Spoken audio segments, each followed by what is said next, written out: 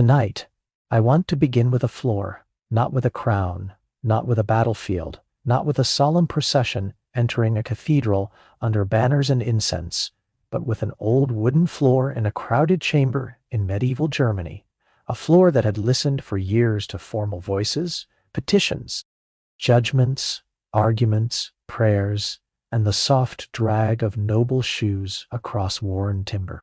It had held the weight of cloaks damp with winter weather, the weight of armor and embroidered hems, the weight of bishops, abbots, counts, princes, messengers, scribes, candles, benches, papers, cups, and all the visible seriousness of public life. It had held them for so long that no one thought to doubt it. That is often how old things fail, not with warning that feels sufficient, but with familiarity. The room was full. Men of rank had gathered above a church in Erfurt, pressing close in an upper hall while a dispute was to be settled. There would have been wool and wax in the air, the faint smell of old stone and smoke, the rustle of layered garments, the little coughs and throat clearings with which important men prepare to speak. Somewhere a candle would have guttered in a draught. Somewhere a servant would have shifted his weight quietly near the wall. Somewhere a bishop's ring would have caught the light. And then, beneath all of that, beneath every word and every assumption, the beams began to give way.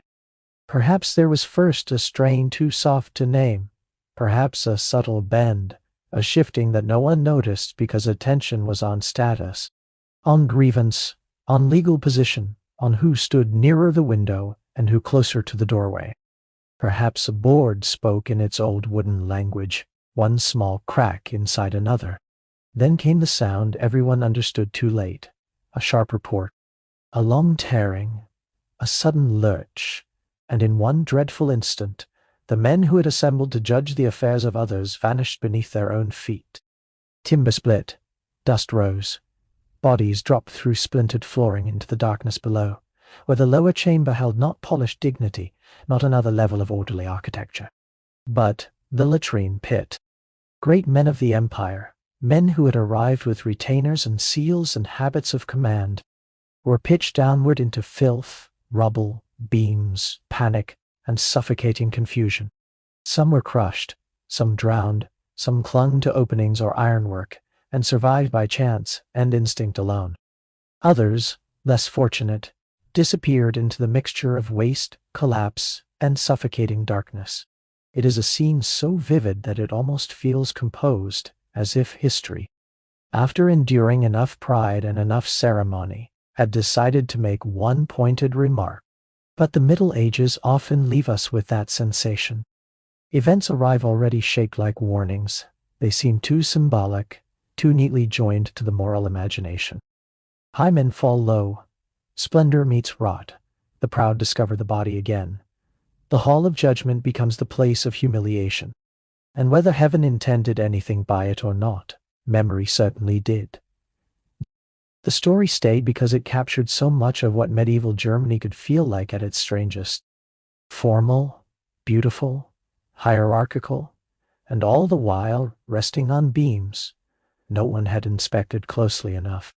So tonight, as the day quiets and your thoughts begin to loosen their grip, I want to walk slowly with you through that old world. Not as through a list of scandals to be counted, and not as through a loud gallery of crimes and punishments, but as through a long dim landscape of pride and fragility, of public dignity and private fear, of kings who looked secure until they no longer were, of popes and emperors circling one another, of sons becoming enemies, of rumors becoming threats, and of a whole Christian empire trying again and again to make permanence out of things that were always more human than permanent. You do not need to remember every date. You do not need to keep every dynasty perfectly sorted. You do not need to grip every name hard enough that it wakes you. Tonight it is enough to move through atmosphere, to pass slowly among halls, rivers, winter roads, monastery bells, candlelit councils, distant fortresses, and old disputes softened by time. The past is far away now.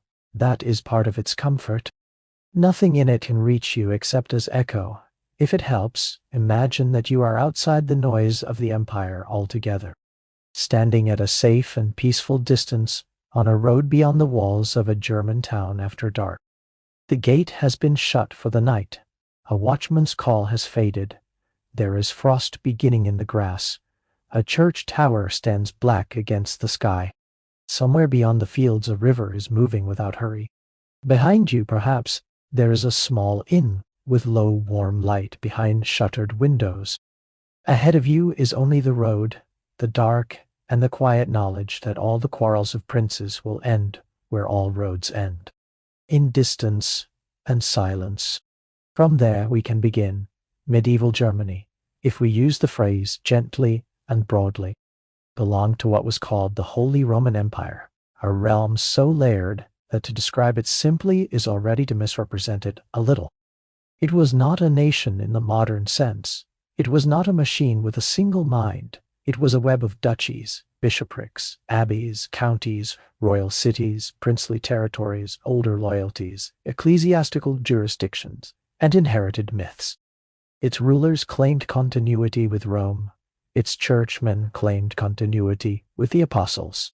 Its nobles guarded local rights with fierce seriousness. Its kings became emperors through ritual, negotiation, election, and papal entanglement. Its political language was full of universality. Its practical reality was full of negotiation. From a distance, it could look magnificent. A Christian empire at the heart of Europe, where crown and altar stood as twin lights over a society ordered by God, rank, law, and ceremony. Yet because the ideal was so lofty, the humiliation was always proportionally large when things went wrong. If emperor and pope were meant to harmonize, then their quarrels became cosmic. If king and son were meant to reflect divine and natural order, then betrayal became more than a family matter. If bishops and princes and counts were all supposed to fit into a comprehensible hierarchy, then every scandal tugged at more than reputation. It tugged at the image of order itself. This is why scandal mattered so much. Not because medieval people were uniquely curious about gossip, though they were human enough to relish it, but because accusation in that world could destabilize legitimacy. A whisper against a queen touched succession. An insult against a pope touched salvation. A question about a ruler's morality touched his authority to command. A broken marriage arrangement could redraw alliances. A failed promise could become war. Nothing high was merely personal for long. Even the stories people love to repeat reveal this sensitivity. There is an old tradition concerning Empress Kunigunde, wife of Henry II, a woman later remembered for sanctity and devotion. Yet Ruma, that ancient enemy of sleep and dignity, found her all the same. Charges of infidelity gathered around her name. We cannot know exactly how such stories spread in rooms we can no longer enter, but one imagines the usual path.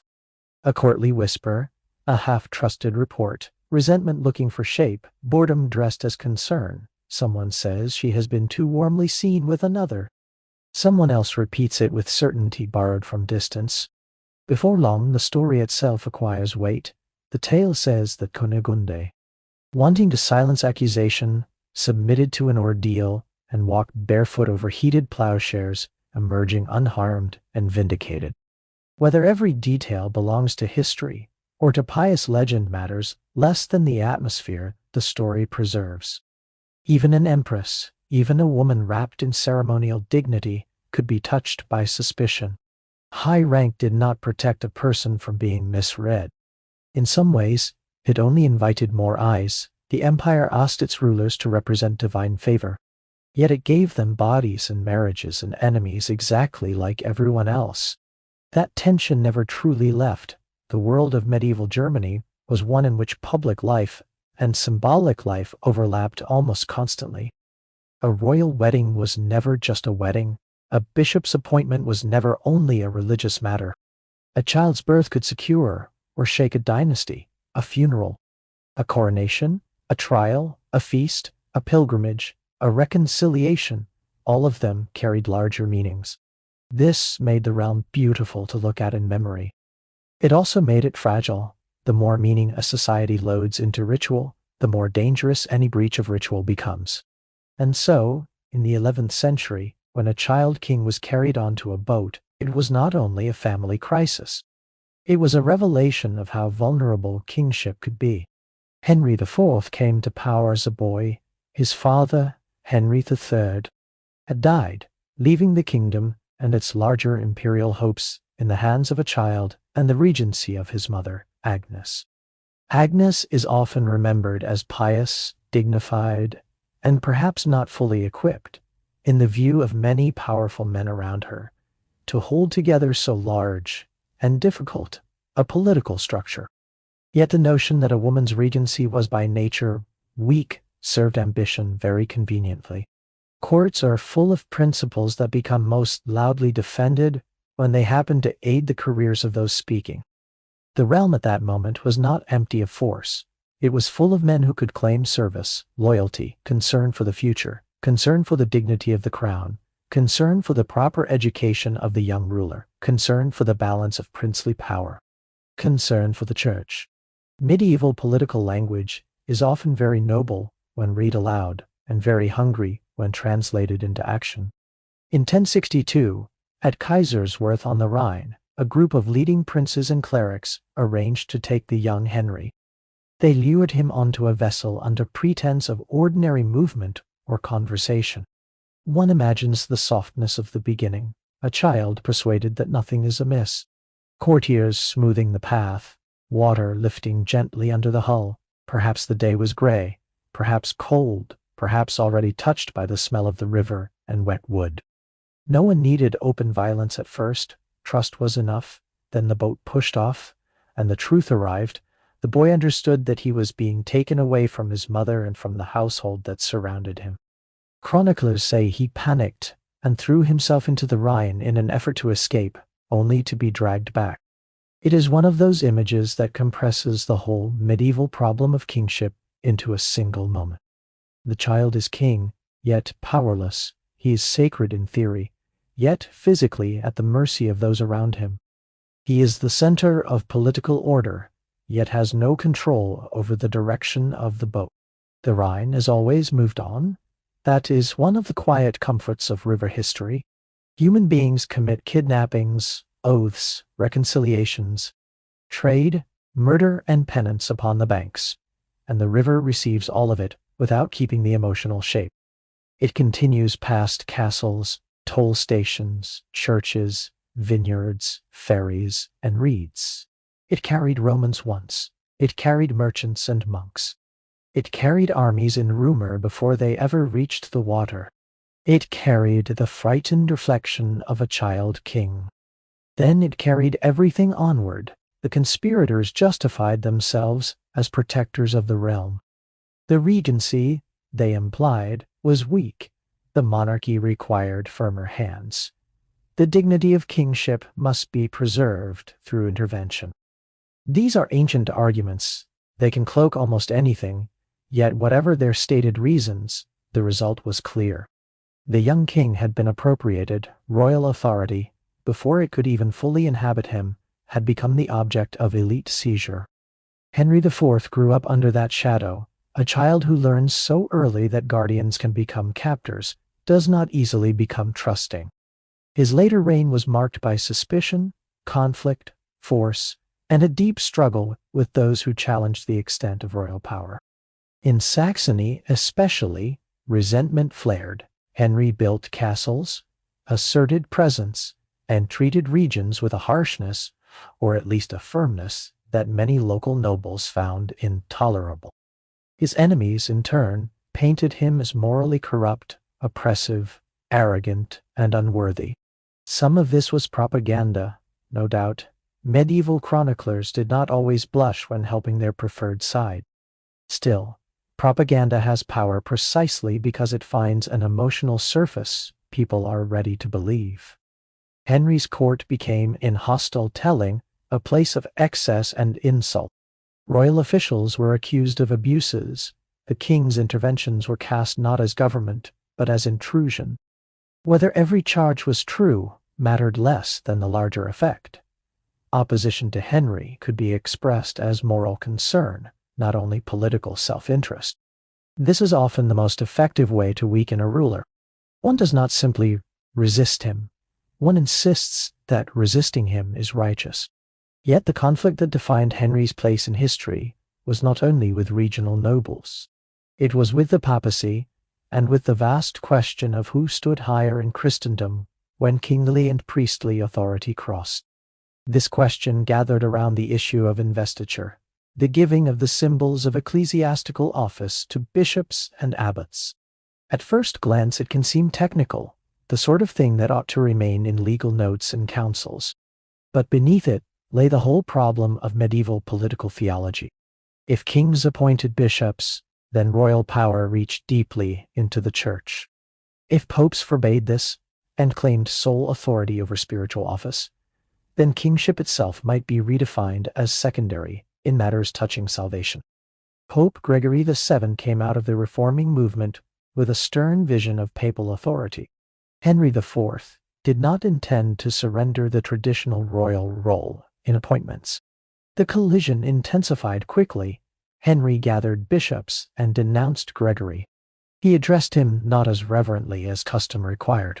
Gregory replied with the weapon that made medieval Europe shudder: excommunication.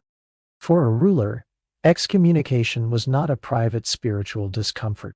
It was political weather. It changed the air in every hall. Suddenly subjects might question whether obedience to the king still bound their consciences. Princes might wonder whether rebellion could now be framed as fidelity to God. Rivals might imagine that the sacred shield around the monarch had cracked. A ruler could lose not only favor, but the confidence that his office still reflected divine order. This is what happened to Henry. The princes of Germany, already uneasy, now had reason to press harder. They discussed alternatives, they judged, they watched. And Henry, who had spoken against the Pope in such forceful terms, now faced not only political challenge, but the possibility of being left spiritually naked before the realm. The crown weighed differently under excommunication. It felt less like certainty and more like contested metal. Thus came the journey to Canossa, one of the most famous scenes in medieval memory. It was winter, 1077. Henry crossed the Alps, moving south in search of absolution from Gregory, who was staying at the fortress of Canossa in northern Italy. One can imagine the road in a slow, almost dreamlike sequence. Snow pressed over the mountain paths, hooves slipped, breath smoked in the air. Attendants followed with reduced grandeur, no imperial procession at full confidence, but a tense passage through cold necessity. The king was moving toward a gate that he needed someone else to open. At Canossa he arrived in penitent dress. The story tells us that he waited outside, barefoot in the snow, for days, seeking forgiveness. Some details may have been sharpened by retelling. Medieval memory loved scenes that embodied moral reversal. Yet the force of the image remains, whether or not every hour can be counted exactly. The king who had stood against the Pope now stood exposed before him. The ruler of the Germans, crowned and anointed, became a body in winter, asking to be readmitted into grace and legitimacy. Snow lends silence to everything it touches. It covers roads and muffles steps, and makes even waiting feel visually hushed. Perhaps that is why Canossa survives in memory, not as noise, but as stillness. No battlefield, no shouting charge, no great sermon, just the quiet humiliation of delay.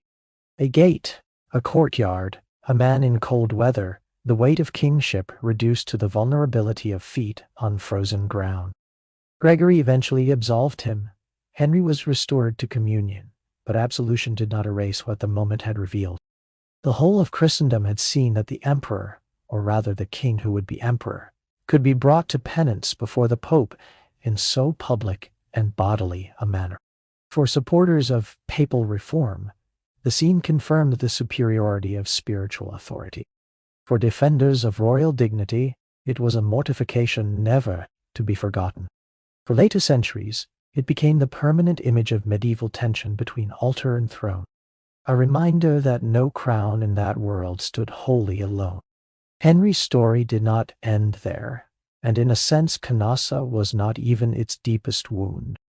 The conflict dragged on, politics shifted, excommunications returned, rival kings appeared, civil strife continued, but among the most painful features of his final years was the rebellion of his own son, Henry IV. Dynastic life in the Middle Ages was often full of carefully staged affection, covering practical mistrust.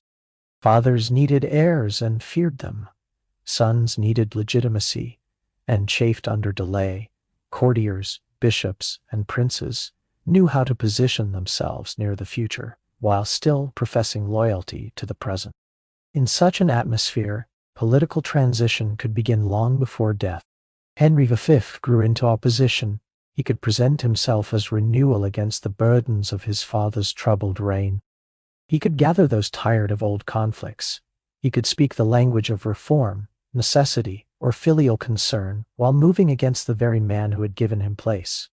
Medieval politics rarely denies itself moral language when ambition requires better clothing. Eventually, the son turned openly against the father. Henry IV, who had once defied a pope and stood in the snow for absolution, found himself abandoned and forced toward abdication. There is an ache in that ending that political summaries rarely hold. The old emperor, diminished and exhausted, did not simply lose a contest. He saw the structure of loyalty collapse inside his own family. He died soon after, under a cloud of unresolved religious conflict and dynastic sorrow. One imagines a quieter room at the end, fewer attendants, more fatigue, the old arguments no longer dramatic, simply heavy. No cheering enemies, no theatrical reconciliation, just a life that had occupied the center of Europe, narrowing into personal grief and bodily weakness. This, too, was part of medieval kingship. Behind the symbols, there were aging men. Henry V inherited a throne and a conflict still unsettled. If the father had been humiliated by the papacy, the son showed himself more willing to answer sacred resistance with physical compulsion. The investiture question remained. Imperial coronation still mattered. Relations with Pope Paschal II became increasingly strained. Henry went to Italy, and when negotiations over authority broke down, the whole affair turned from tense ceremony into open seizure. It is one of the more startling moments in medieval political history. A German ruler, pressing his claim, took the Pope into custody. The sacred head of Western Christendom, a man whose office crowned emperors and spoke in the name of apostolic continuity, found himself physically constrained by secular force. Rome, so full of memory and ritual, was reminded again that ritual does not stop armed men from entering the scene. The imagery here is vivid enough to stay with us even without sharp detail. Church space disturbed, mass interrupted, cardinals frightened. Roman anger, German arms, a pope held under pressure. Henry sought what he wanted, and for a moment it appeared that direct force might obtain it. Concessions were made, a coronation followed, yet the victory was hollow in the way many forced victories are hollow. What is extracted under duress rarely keeps moral shape when the pressure lifts. The church repudiated what had been compelled. Henry could seize the pope's person for a time, but he could not seize enduring legitimacy. This was a recurring truth of the empire. Power required recognition as much as coercion. Crowns and offices were not merely possessions. They were relationships, and relationships, especially those dressed in sacred language, could not be secured permanently by the sword alone.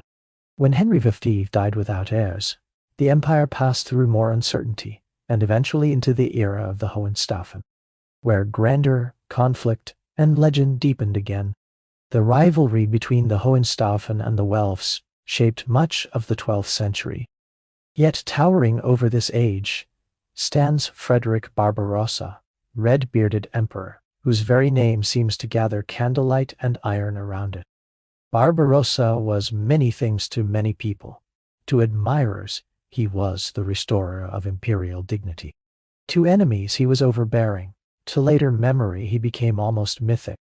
The sort of ruler people imagine sleeping in a mountain, waiting to return when the empire needs him. Such legends tell us less about the man than about the hunger for stable greatness in a realm that so rarely enjoyed it. Frederick's reign was active, expansive, and full of visible power. He traveled, judged, campaigned, negotiated, and made his presence felt. He sought to strengthen imperial authority, particularly in Italy, where the old claims of empire met the growing self-confidence of northern communes, and the persistent issue of papal independence. These were not easy territories to master. Italy was rich, urban, politically inventive, and full of memories of Roman greatness that did not automatically belong to German kings.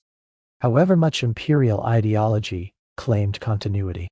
One controversy in Barbarossa's reign, the affair at Besançon, shows how charged the language of dignity had become.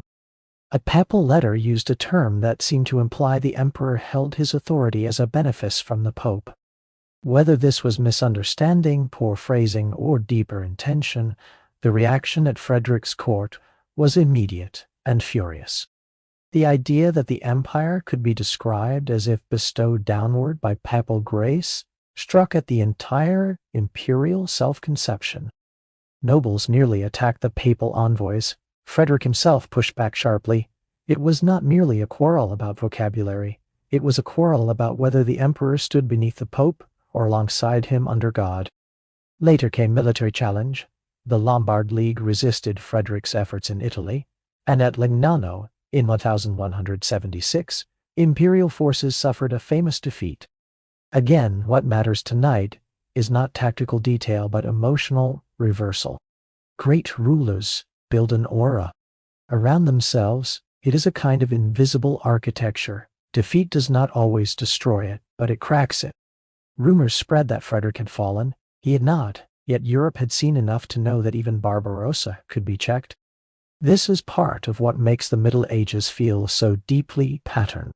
The empire repeatedly produced rulers who seemed larger than their age, only to remind everyone that even the largest men lived within stubborn materials, cities that would not submit, princes who would not obey forever, churches that would not forget insult, roads that were long, weather that was indifferent, bodies that tired, horses that stumbled, rivers that drowned.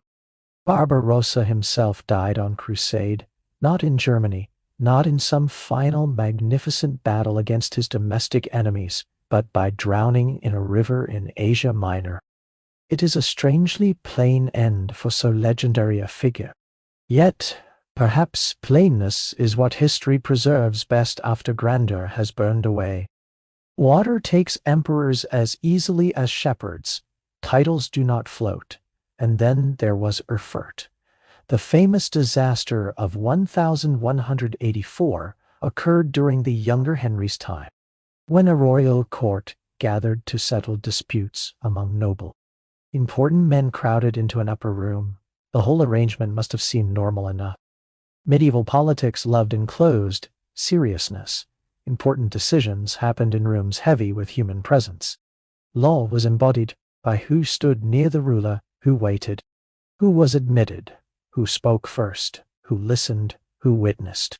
But human presence has weight in more ways than one, and this time the physical weight mattered most. The floor gave way.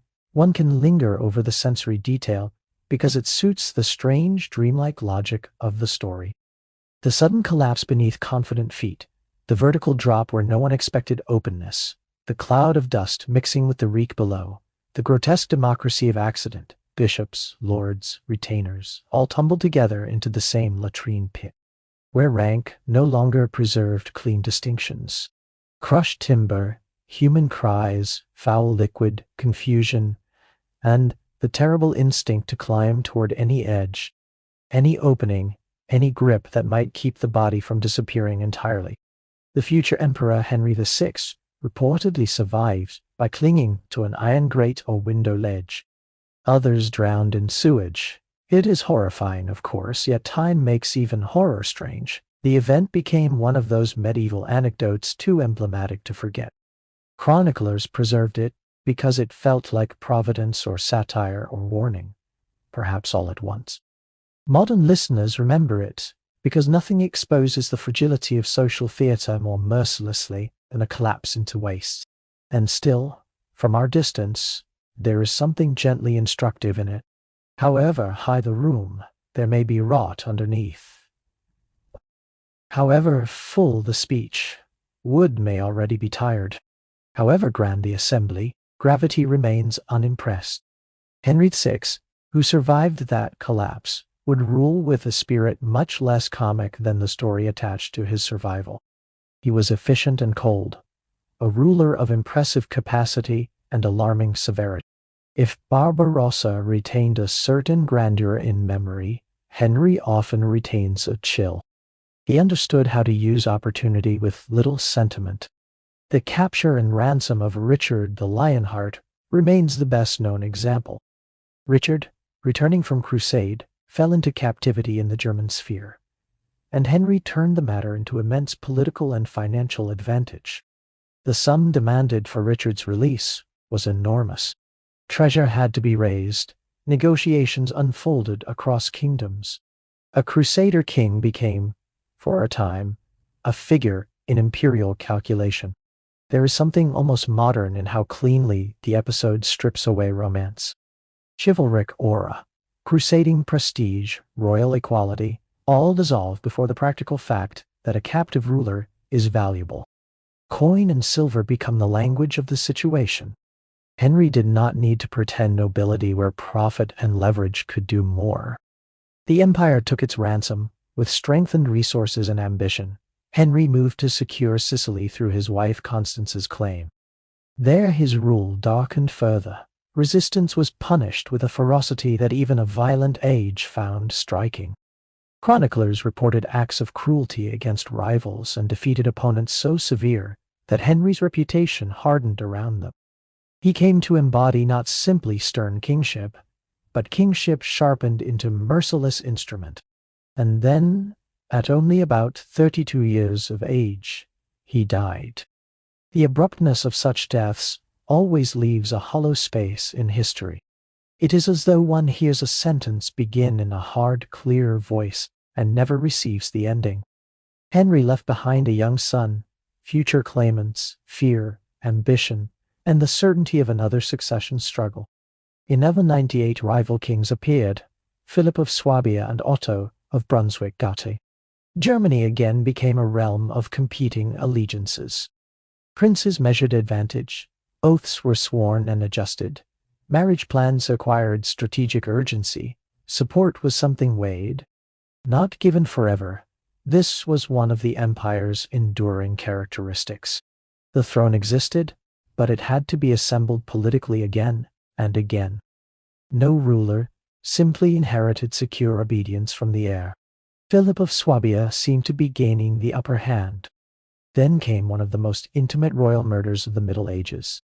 At Bamberg in 1208, during the celebration surrounding a wedding, Count Otto of Wittelsbach attacked and killed him. The motive appears to have been a personal grievance tied to a broken marriage arrangement, one of those humiliations that could feel intolerable in aristocratic culture. A promised match involving Philip's daughter had been withdrawn or reshaped. Otto felt dishonored. The feeling ripened into deadly resolve. A wedding feast ought to symbolize continuity and alliance. That is why its violation wounds memory so deeply. We imagine torchlight, conversation, music, rich fabrics, cups, relatives, noble households interwoven for a moment by ceremonial joy. Then a man carrying grievance enters that arrangement and tears it open. Philip is not on campaign, but under a roof dedicated to union. Medieval Germany had a particular talent for showing how close feast and catastrophe could stand. Philip's death cleared the way for Otto IV, yet Otto's own career soon followed the familiar pattern of rise, overreach, papal anger, and decline. Initially supported by Pope Innocent III, he later broke promises relating to Italy and Sicily. Innocent excommunicated him. Support in Germany thinned. Frederick II, son of Henry VI, emerged as the new Hohenstaufen candidate. Otto's defeat at Bouvines in 1214 undermined him decisively. Once again, the emperor or king discovered that sacred censure and practical failure together could unravel the most promising ascent. Then Frederick II entered the center of the stage, and the air of the empire changed. Frederick is one of those figures who seem too complex for the categories built around them. Grandson of Barbarossa, son of Henry VI, raised largely in Sicily, he belonged to Germany, and yet also to the Mediterranean, to Arabic learning and Latin law, to crusading imagination and imperial administration, to Christian kingship, and to the suspicions it aroused when lived too brilliantly. He was multilingual, curious, politically daring, intellectually restless, and difficult to make small. Contemporaries called him Stupor Mundi, the wonder of the world. Such titles flatter, but they also reveal a kind of amazement. Frederick seemed to some less like an ordinary ruler than like a concentration of possibilities, worldly, scholarly, imperial, and dangerous. He had the sort of court that made rumors breed naturally. Exotic animals, philosophers, legal reforms, falconry, contacts with Muslims, boldness in negotiation, skepticism in the eyes of enemies, magnificence in architecture and display, all of it gathered around him. Yet the papacy saw not wonder but threat. Frederick's long struggles with popes, especially Gregory IX, reached levels of hostility that feel almost personal, even when clothed in theology. He was excommunicated more than once. Papal letters described him in extraordinary terms, as blasphemous, impious, dangerous, almost monstrous. Accusations circulated that he had spoken irreverently about Moses, Christ, and Muhammad, as though all religion were deception. Whether this was slander or distortion, and most likely much of it was, the very fact that such charges could take hold shows how deeply he unsettled the guardians of spiritual order. A conventional ruler is easier to discipline. Frederick was not conventional. He delayed a promised crusade and was excommunicated for delay. Then he went on crusade while excommunicated, negotiated successfully with the Muslim ruler Al-Kamil, and secured Jerusalem through diplomacy rather than large battle. In a sense, he achieved what crusading rhetoric desired. Yet he did so outside the expected script, and in the Middle Ages, the script could matter as much as the result. His entry into Jerusalem has the quality of a dream, luminous and improper. An emperor under excommunication, moving through the holy city, placing a crown upon his own head in a church, while clergy loyal to the Pope withheld full cooperation. It is difficult to imagine a more Frederick-like scene. He succeeds, but scandalously. He embodies Christian triumph, but in a manner that defies Christian authority as then configured. He stands at the center, and yet at an angle. His Sicilian court deepened all of this. Frederick loved learning, animals, law, languages, and spectacle. He corresponded across cultural lines. He employed people who made more rigid churchmen nervous. He showed curiosity about the natural world that, while not irreligious in itself, seemed to enemies like a sign of insufficient piety. Stories grew around him, some probably false, some surely exaggerated, because men who shine too strangely make easier objects for rumor than men who kneel on cue. And yet Frederick was not merely a target of slander. He also embodied the old imperial temptation to dominate Italy and resist papal limitation. That made conflict structurally inevitable. However brilliant his mind or broad his horizon, he still lived inside the old struggle between emperor and pope. Europe had not yet found a way to let those two lights share the sky without rivalry. When Frederick died in 1250, the great Hohenstaufen power ebbed. What followed was the Great Interregnum, a time often described as if the empire simply lacked a ruler. But political emptiness is rarely empty. It fills at once with lesser assertive powers. Without a universally commanding center, princes and local lords act more boldly. Robber barons flourish. Trade routes grow uneasy. Fortified castles become instruments of private power. Cities bargain harder. Elections become bargaining grounds. The throne itself can seem purchasable through enough promises and enough support among the electors. From our distance, the interregnum feels like twilight. No single figure dominates the whole horizon. Instead, there are scattered lights, rival claims, a sense of drift. Richard of Cornwall, Alfonso of Castile, competing elections, local coercion, fragmented justice. The empire still exists in theory and symbol, yet its practical unity is dimmer. One can imagine the roads in such a time, merchants moving carefully, toll collectors emboldened, small. Garrisons in ruined towers, peasants hearing that there is a king somewhere, though no king seems close enough to help. This looseness was not permanent. Rudolf of Habsburg was elected king in 1273, and with him a measure of steadier order returned. Rudolf's early advantage was that he did not appear too threatening. Great princes often prefer a manageable king, yet Rudolf proved more capable than some may have expected. He moved against overmighty lords and tried to restore practical royal authority. He was not surrounded by the great theological drama of Henry IV or the eccentric brilliance of Frederick II. His strength was narrower and perhaps therefore more durable for the moment. Still, medieval Germany never wandered far from familial violence. Rudolf's son Albert I became king and was murdered in 1308 by his own nephew John, who believed himself cheated in inheritance and status. Again the pattern returned like a half-familiar melody. Bloodline, expectation, grievance, closeness, ambush. A ruler undone not by distant enemies, but by one who had stood too near him. There is a particular sadness in such killings. Dynasties are meant to make rule feel continuous, almost natural. They promise that sons, brothers, nephews, and cousins will secure the future. Yet, those same relations provide the nearest rivals, the ones who know the rhythms of the household, the tempers of the court, the gaps in the guard, the likely road, the exact tone of an old resentment. The family preserves the throne and stalks it at once. The 14th century then gave the empire Charles IV, one of its more intelligent and institutionally minded rulers.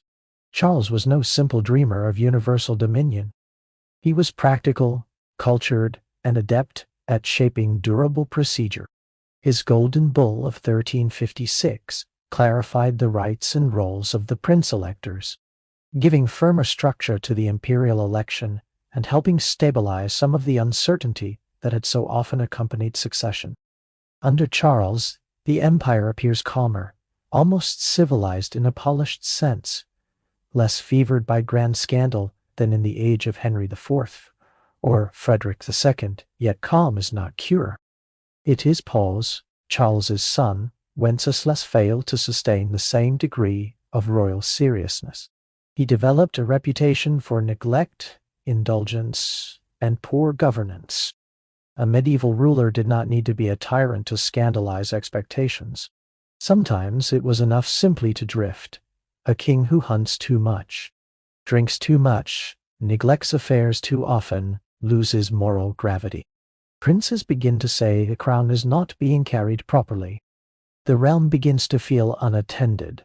Traditions surrounding Wenceslas include the story of Jan of Nepomuk, a cleric who came into conflict with royal will and was killed, his body cast into the river at Prague. Later legend embroidered the event with themes of confession and silence. Whether every layer is historically exact is less important than the memory the story preserves. Wenceslas appeared to many as a ruler whose impulses and inadequacies had turned him against sacred office and public expectation. He was eventually deposed by the electors as King of the Romans, a profoundly revealing act. The princes did not need a battlefield to remove him. They judged him insufficient. At roughly the same broad time, the Church itself entered one of its deepest public crises, the Great Western Schism. Rival popes claimed the throne of Peter.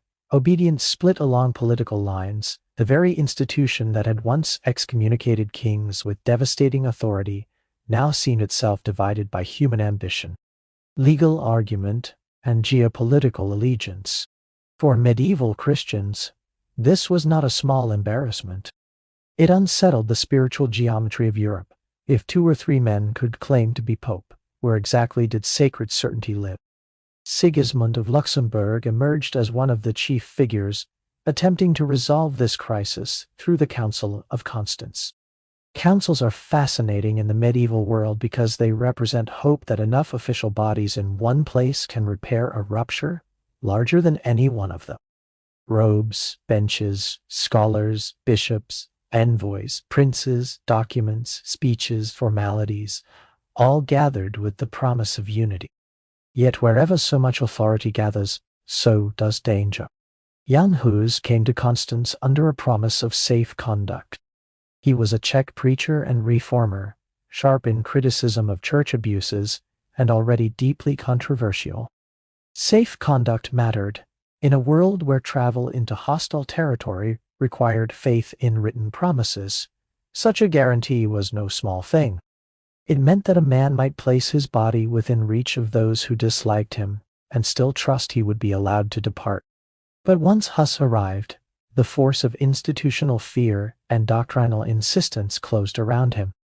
He was arrested, examined, pressured.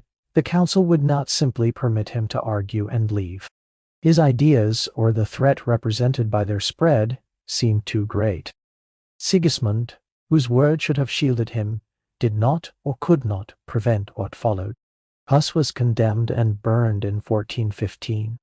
What lingers most, even beyond the execution itself, is the failure of promise. A ruler's guarantee did not hold.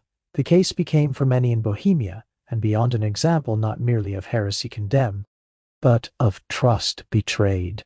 Medieval politics depended so heavily on oath and symbol that when such a promise failed, it wounded more than one man. It damaged the moral texture of authority. The Hussite Wars followed, and with them came another long humiliation for established powers. Crusading armies sent against the heretics often found themselves confounded by determined opposition.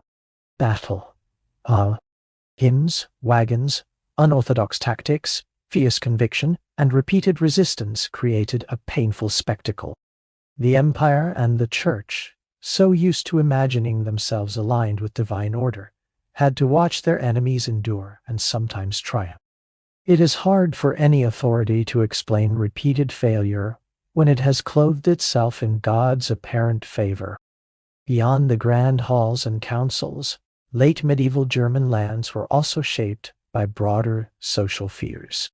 The Black Death in the mid-14th century had devastated populations, shaken economies, disrupted labor, and left psychological traces that endured for generations. Out of such trauma came strange movements of penitence, including the flagellants, bands of people who processed from town to town, whipping themselves in public sorrow and desperation, hoping to appease divine anger or heal a broken world through visible suffering. Imagine them at dusk, the sound of feet and chant, bare backs in cold air. Torches, curious crowds, clergy uncertain whether to tolerate or condemn. Such scenes show that scandal in the medieval sense was not limited to courts. It could arise from the uneasy mingling of fear, piety, and social instability. When institutions seem inadequate, people improvise intensity. Bodies become arguments, pain becomes performance, order phrase from below as much as from above. By the late 15th century, anxieties about hidden evil deepened further. Ideas about witchcraft, diabolical conspiracy, and invisible corruption began to acquire learned form.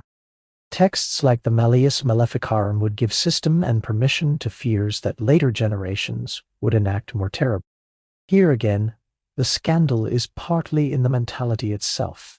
A culture battered by plague, schism, heresy, violence, and uncertainty grows more willing to imagine that evil hides in ordinary neighbors, especially the vulnerable. Public order becomes haunted by invisible enemies. The empire that once worried over the relations of pope and emperor, now also worried over secrets in cottages and village gossip. And yet, through all of this, through excommunications and kidnappings, through wedding murders and council fires, through collapsing floors and broken oaths, the old empire kept going. That is worth pausing over. In the quiet, medieval Germany did not shatter completely at every scandal. It bent, adapted, improvised, argued, and moved on. That may be because political life has always depended less on purity than on repetition. Institutions survive not because they avoid contradiction, but because people keep performing them anyway. Kings are crowned, though kings have failed before. Bishops are appointed, though bishops have been corrupt before. Oaths are sworn, though oaths have been broken before. Councils meet, though councils have betrayed before. Human societies often preserve form, even when faith in form has weakened, because there is still no easier thing to do. The medieval empire, with all its claims and fractures, was an enormous example of this. Again and again, it discovered that order was not the absence of disorder, but a ritual arrangement built over it. The hall at Erfurt looked orderly until the floor broke. The monarchy around Henry IV looked sacred until excommunication exposed how conditional public belief could be. Dynastic continuity looked natural until sons and nephews turned on fathers and uncles. Councils looked like unity until one man trusted safe conduct and died anyway. Everywhere the same truth returns in new costume. Structure is not the same thing as stability. This may be why the past becomes calming when viewed at the right distance. Its lessons are sharp, but its urgency is gone. We do not need to decide which pope was right tonight, or which prince was most justified, or whether every chronicler lied in equal proportion. We only need to feel the texture of a world that strove constantly for order and repeatedly revealed its fragility. The texture is rich: snow on the Alpine road to Canossa, the smell of river water at Kaiserswerth, dust and sewage at Erfurt, the glow of candles on episcopal rings, the chill of iron armor in church shadow, the damp softness of wool cloaks after rain, the hush of parchment being unfolded, the echo of boots in stone corridors, the low muttering of men waiting to be called before a ruler. Bells marking hours that no one alive now can count from memory. Horses shifting in stable straw while inside a hall, an oath is being sworn that may not survive the month. If you listen closely enough to medieval Germany in the imagination, you hear less the clash of arms than the sound of preparation. The arranging of status, the breathing before speeches, the quiet exchange beside a door, the turning of a seal in wax, the creak of a cart, the drip of thawing snow from eaves, the shiver of a messenger after a long ride, the almost invisible labor required to keep hierarchy upright. And perhaps that is the hidden thread running beneath all these scandals. The empire rested on labor no one praised enough: timber cut and fitted, roads repaired or neglected, horses fed, monasteries copying records, families negotiating marriages, servants carrying wood and water, tribes preserving titles, priests chanting the hours. Without all of this, crowns and councils were empty theater. Yet theater often forgets its stagehands. It takes the floor for granted until the floor gives way. Let us return for a while to some of the figures already passing in the distance, and let them drift a little more softly through the mind. Henry IV remains, above all, a figure between humiliation and defiance. One can see him as the boy on the Rhine and as the man outside Canossa, and these two images almost speak to one another across his life. First he learns that guardians may betray, then he learns that even kings must sometimes beg. Between those two lessons he struggles to master a realm in which every authority is conditional. No wonder he became hard. No wonder his reign carried the taste of suspicion. Yet hardness did not save him from the oldest wound of all, a son who turned the future against him. Henry V, by contrast, appears almost as the child of that wound, inheriting distrust and answering it with greater willingness to coerce. He seizes a pope, yet does not secure peace. He gains a coronation, yet not resolution. His life is another reminder that physical victory and symbolic victory do not always meet. Barbarossa glows larger in memory, perhaps because he gave the empire one of its more convincing performances of grandeur. Yet even he ends in river water. Henry VI survives the collapse of a floor, only to become remembered for colder forms of severity. Philip dies at a wedding. Otto IV rises under blessing and falls under condemnation. Frederick II dazzles and disturbs in equal measure. Too brilliant to fit, too imperial to submit, too unusual to be loved safely by institutions built on familiar gestures. Then the center thins, the interregnum arrives, Rudolf restores some order, Albert is murdered, Charles stabilizes, Wenceslas drifts. Sigismund presides over councils and broken promises.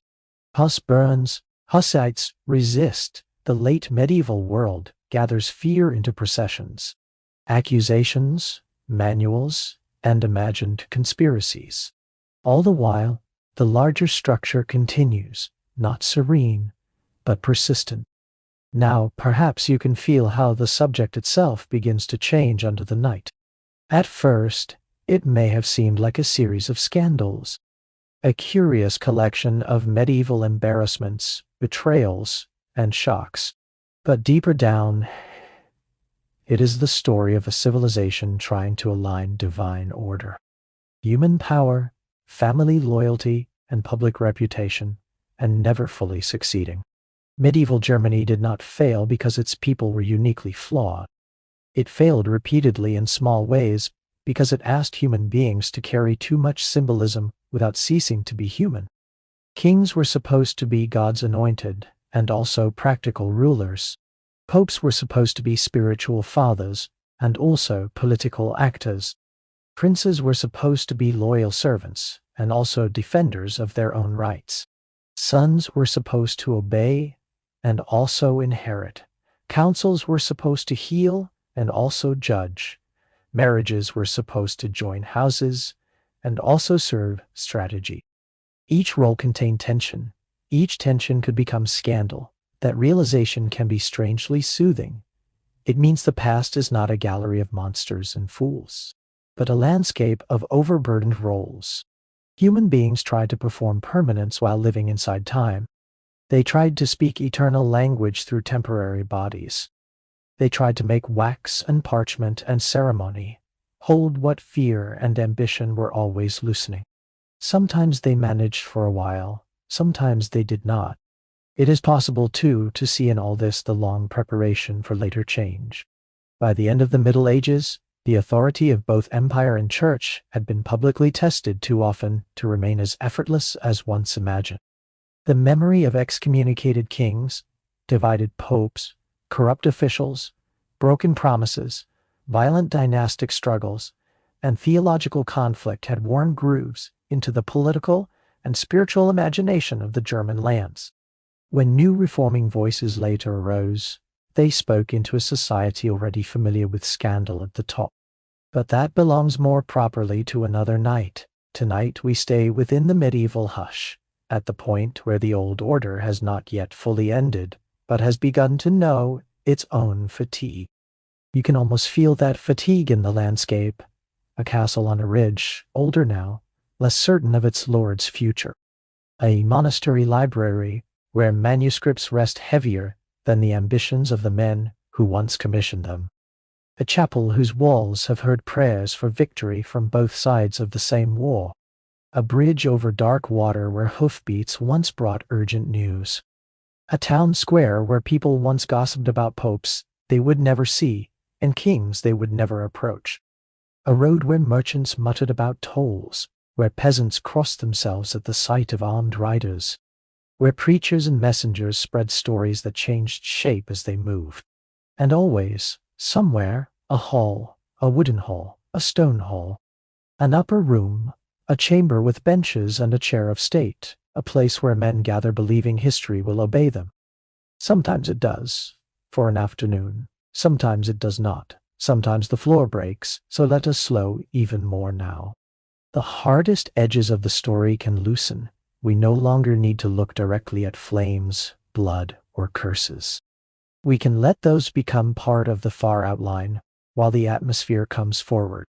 Think of the empire as evening, bells fading over a river, pale light on winter snow, wax cooling on a sealed letter, a horse tied beneath a monastery wall, frost on the handle of a gate, a bishop's traveling chest packed for another difficult journey, a boy looking back toward shore from a moving boat, an emperor pausing at the foot of a mountain road, a pope in a fortress hearing footsteps below, a prince at supper not yet aware that insult elsewhere is ripening into danger, a scribe drying ink with careful patience, while arguments outside his room grow louder, a widow hearing the first report that her husband has been killed, a messenger dismounting at dusk, mud on his cloak, news under his hand, a watchman on a tower, looking over a town that thinks itself safe, a room too crowded, a beam too tired, a silence too late.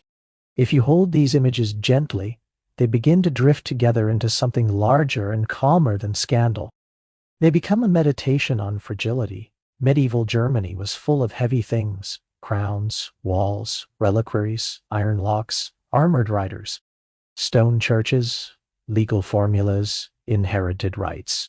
Yet beneath all this heaviness, there remained fragility. Not only physical fragility, though the floor at Erfurt reminds us of that.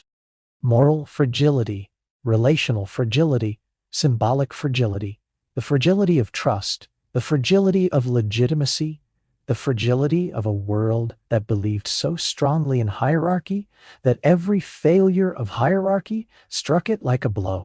And yet, perhaps because it believed so strongly, it also endured. People repair what they care to symbolize. They gather after collapse. They hold another council. They elect another king. They marry again. They copy new charters. They restore a chapel roof. They rebuild a bridge. They compose a chronicle to make sense of what has happened. Time moves.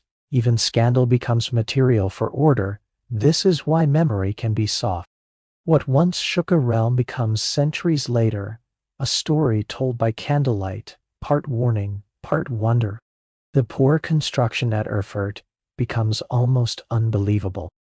Canossa becomes a phrase. Friedrich Soto becomes legend and debate. Jan Hus becomes martyr or heretic, depending on the teller, but always already far away. The dead are in the ground. The arguments remain, but only as shapes in books and minds. No one now loses sleep, because a bishopric in Saxony has been wrongly invested. No one now stands in freezing penitence for Gregory VII. No one now hears the first crack in that upper floor and realizes too late what it means. The danger has finished. That is important. History for sleep depends on distance. These things matter. But they cannot harm you. They come to you already softened by centuries, already wrapped in silence. Even the ugliest scenes have passed through so much time that they reach us almost like weather long remembered. A storm once frightened a valley, and now only the river pattern remains. If you like, let the river pattern guide the ending. The Rhine flows past Kaiserswerth, past memory, past the place where the young Henry was taken. It flows past castles later built and later ruined. It flows beneath bridges erected after old disputes were forgotten. It reflects lights from windows where modern people sleep without thinking of the boy king in the water. Far away, another river remembers Barbarossa. Another passes Prague where Jan of Nepomuk and later memory meet in dark current. Streams from mountain snows that once chilled Henry at Canossa found their way downward and onward, as all water does. The empire argued beside water. It repented beside water. It transported prisoners beside water. It built cities beside water. It drowned in water, it purified with water, and buried with it, and crossed it, and taxed it, and feared it. Water heard everything and stayed itself. The bells heard everything too. Cathedral bells in imperial cities, abbey bells in quiet valleys, village bells that rang for feast and death, bells that called men to prayer before councils where they would betray each other, bells that marked the hours in which popes were seized and kings excommunicated, bells that sounded over wedding feasts before murder, bells that tolled while plagues moved and while penitents whipped themselves in town squares. Bells outlived the tempers that once flared beneath them. Bronze lasts, sound travels, then it fades. The roads heard everything. Hoofbeats of envoys carrying bad news, wagons hauling grain toward a market inside uncertain walls. Retinues of princes going to assemblies, soldiers crossing into Italy, monks on foot, merchants with guarded eyes, poor travelers making the sign of the cross when they passed a robber castle, a young ruler moving toward coronation, an old ruler moving toward humiliation. The roads kept no judgments. They only connected one chamber of human seriousness to the next. And still, after all the movement, night came. Night over the empire was perhaps the truest ruler of all. Night covered princes and peasants alike. It dimmed the banners, it cooled the metal, it made the disputing hall quiet at last. It hid the roads and softened the towers. It returned every rank to breath and heartbeat and sleep, or to the attempt at sleep. Somewhere in the Middle Ages, an emperor lay awake worrying about papal letters. Somewhere, a count replayed an insult. Somewhere, a monk copied a chronicle by lamplight. Somewhere, a servant banked the fire. Somewhere, a widow prayed. Somewhere, a child heir dreamed without understanding the calculations forming around him. And above all of them, the dark remained patient. Now we can let that same patience take the story from us. Let Henry IV stand once more outside the gate at Canossa, but do not hold him there sharply. Let him blur into snow. Let the mountain air become more real than his politics. Let the Pope behind the walls become only another presence in winter, another old man in stone. Let the whole controversy turn from doctrine into weather. Let Henry Vive ride through Italy, but only as the sound of hooves on an old road. Let Barbarossa pass through a hall in red beard and silence, then vanish into water. Let Erfurt become candlelight, crowded timber, a deep collective breath, and then only darkness beneath broken boards. Let Henry VI feel cold in your mind, and then colder still, until he becomes only the idea of severity. Let Philip sit at table for a moment longer before the blow falls. Then let the feast itself dissolve into torchlight and echo. Let Ottawa Voir rise on paper and fall in memory. Let Frederick II remain what he perhaps most enjoys being in history. Difficult to pin down, half scholar, half emperor, half rumor, too many halves for any one judgment. Let the interregnum spread like mist over roads and towers. Let Rudolph's caution, Albert's murder, Charles's order, Wenceslas's drift, Sigismund's counsel, Huss's conscience, the Hussite hymn, the flagellant procession, the fearful treatise, all of it moves slowly away. The empire remains, but farther off, the halls close, the councils empty.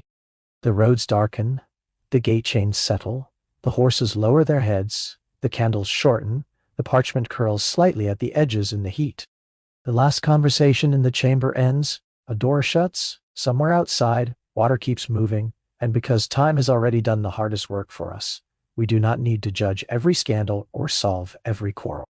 We only need to know that all of them have passed into the same great quiet. The old empire is no longer anxious.